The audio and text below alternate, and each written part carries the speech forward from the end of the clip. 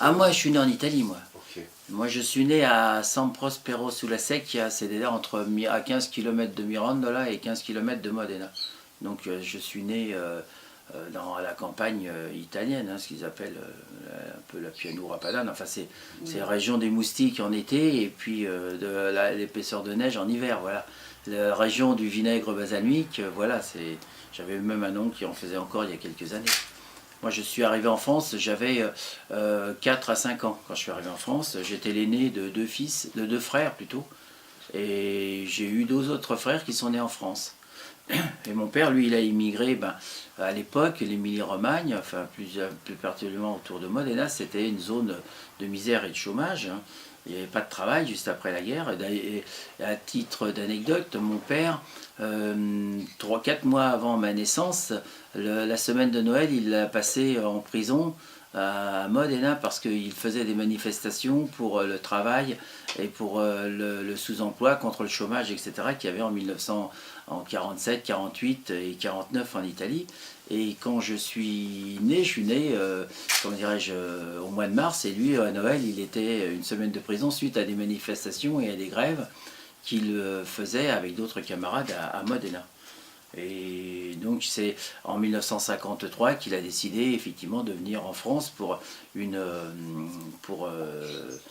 faire vivre la famille comme de nombreux Italiens à l'époque, hein. C'était pas le premier de l'Émilie-Romagne qui venait en France ou même dans d'autres pays européens effectivement pour une question de subsistance. Et mon père, lui, il avait fait, il a été très jeune dans la résistance italienne à 17 ans. Il a effectivement un diplôme qui a été remis par les autorités alliées à l'époque parce qu'il a combattu avec un de ses cousins dans la résistance italienne autour de Modena et dans les montagnes proches de Modena. Il l'a fait, il a commencé, donc il avait environ 17 ans.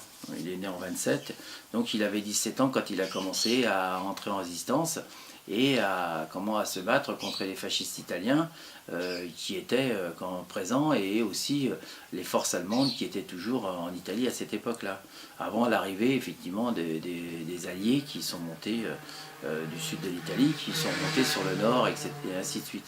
Mais non, la famille a toujours été dans des traditions républicaines et antifascistes et donc toujours dans un mouvement communiste à l'époque contre le fascisme italien qui était omniprésent. Et quand moi je suis arrivé en France, bon, avec mon frère, ma mère, etc., les premiers temps n'ont pas été faciles. Ils étaient à deux doigts de repartir parce que les conditions d'accueil en France, même d'hébergement, étaient pires que les conditions de vie qu'ils avaient eux-mêmes en Italie avec une perte d'emploi, sans travail. Mais effectivement, en France, il y avait du travail dans l'agriculture. Il y avait des contrats d'1 an à l'époque, et pour une saison, c'était des saisonniers, donc ils travaillaient en Seine-et-Marne. C'était pas loin maintenant d'un lieu qui est devenu techniquement développé, c'était pas loin de Réau, où il y a maintenant le Safran, l'avionneur, le constructeur de moteurs d'avion, qui équipe maintenant ou Airbus, et les Airbus, c'est-à-dire Safran, qui était effectivement qui est du côté de Réau, qui est une grosse usine de taille mondiale, voilà. Donc à l'époque, c'était la campagne et nous, on était un peu dans un petit village qui s'appelait Aubigny et on était scolarisés, ainsi de suite. Et on a, vécu une enfance tout à fait normale, sans problème, sauf effectivement que le premier retour qu'on a eu entre le moment où on est arrivé en 53-54 en Italie, moi je l'ai fait, les parents n'avaient pas les moyens pour retourner en Italie, j'y suis retourné, à l'âge de 12 ans, c'est en 1961, le premier retour en Italie tous ensemble, avec le train du soir à la gare de Lyon, c'était le Palatino il me semble, voilà. Donc on voyait, il y avait toutes les familles de toute l'Europe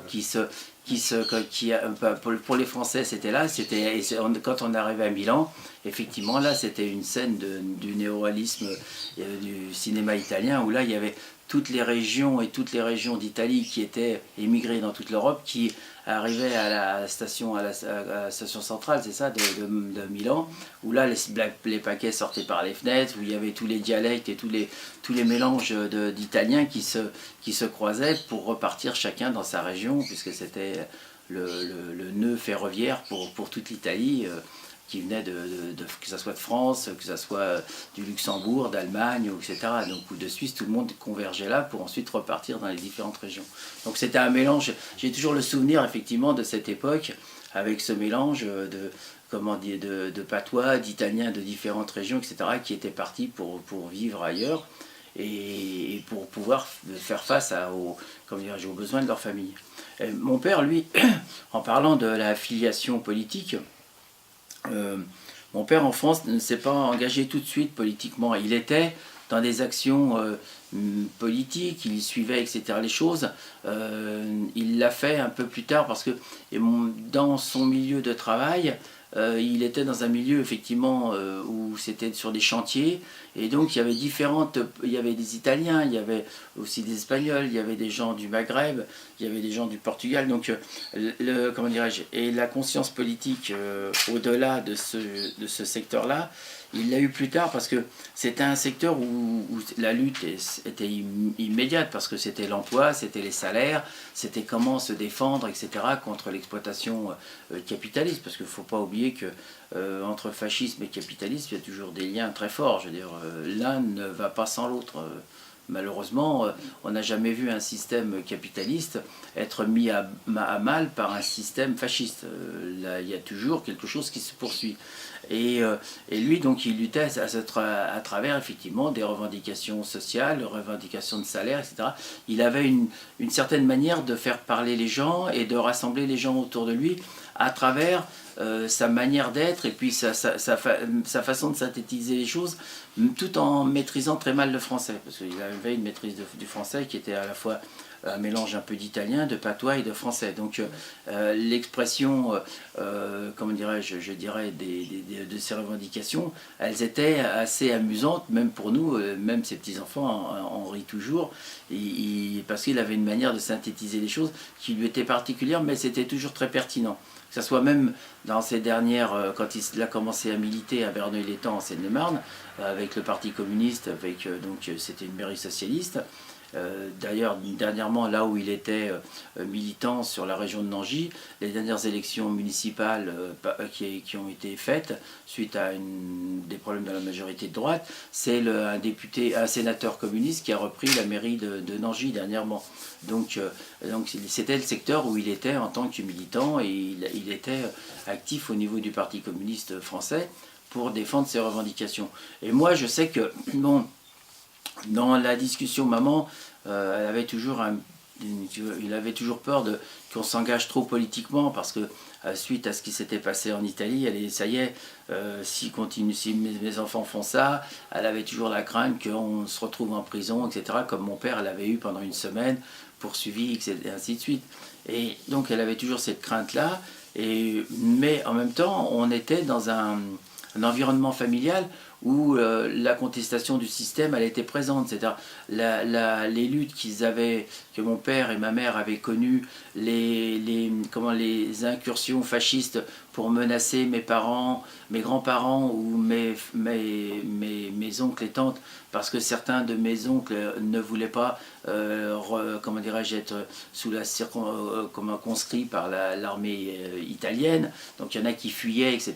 Moi j'ai un oncle qui a fait 7 ans de guerre sous le régime mussolinien parce que c'était l'aîné, donc il s'est retrouvé très rapidement dans toutes les guerres fascistes menées par Mussolini à l'extérieur, etc. Donc il a fait presque 7 ans sous les drapeaux. Et j'avais des oncles qui, eux, essayaient de fuir, mais bien sûr, il y avait les fascistes qui venaient dans la maison de mes parents, voire mes grands-parents, pour les menacer de représailles si un de leurs fils ne venait pas effectivement sous les drapeaux et à être engagé dans l'armée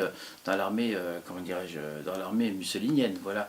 Donc on a donc toutes ces traces là et bon les récits aussi de guerre, effectivement, de bombardement, puisque c'était la route, la Via Statale 13, qui remontait sur le Brennero. Donc c'était la route de recul des Allemands qui remontait sur l'Autriche, qui s'en allait, effectivement, lorsqu'ils se repliaient, etc., qui était la route principale à l'époque.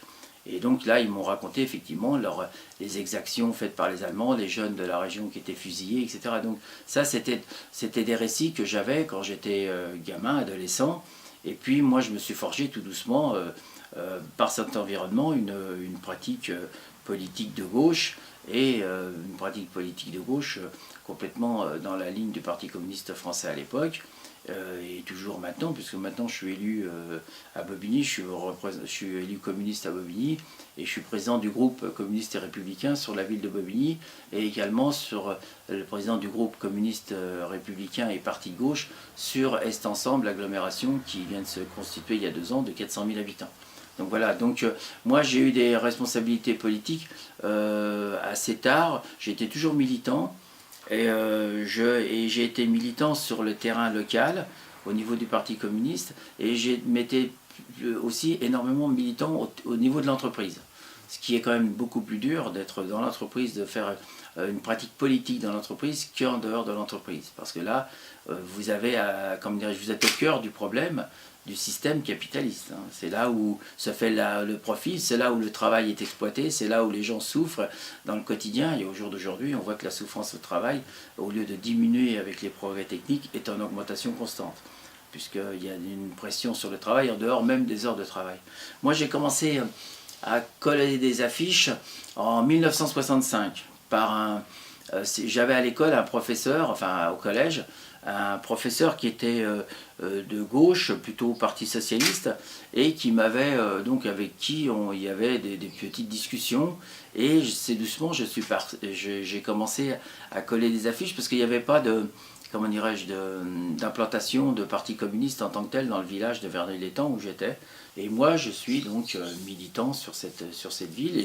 Et ainsi, c'est de cette manière-là que je continue effectivement ce que mon père a fait et ce que la famille autour de mon père ont fait également. Parce que c'est aussi une suite, c'est une filiation d'un environnement familial au-delà comment dirais-je, d'une famille. C'est aussi ses cousins, ses cousines qui ont été aussi à mon père, qui ont été aussi des militants antifascistes. L'un d'entre eux, qui était donc l'un d'entre eux, l'a payé chèrement puisque il était responsable de, comment dirais-je, d'un maquis communiste à Modène, autour de Modena, et il a estimé que effectivement la loi ou la justice ne passait pas après la guerre, et il a effectivement exécuté par lui-même 2 fascistes italiens, ce qui fait qu'il a été condamné à 20 ans de prison. Il en a fait 14, il avait 20 ans, il était effectivement responsable d'un petit maquis, et il a été jusqu'au bout de sa logique. Et il l'a payé effectivement par 14 ans de prison, puisqu'il avait effectivement exécuté 2 fascistes qu'il estimait être sortis des griffes effectivement d'une condamnation. Donc il y avait, mon père était dans un environnement, ma mère aussi, dans cet environnement antifasciste, pas forcément par des engagements forts, sauf certains qui avaient des engagements militaires, complètement. Et donc j'ai baigné un peu dans cet esprit-là, même si ma mère avait des réticences ou mon père avait des réticences à parler de leurs faits de guerre ou d'avant, comme dirais-je, l'époque fasciste. Ils étaient en France, ils avaient tendance à ne pas le mettre forcément en avant ou à ne pas expliquer ces périodes qui pour eux avaient été des périodes très douloureuses et même comme dirais-je, de menaces pour leur propre famille. Voilà.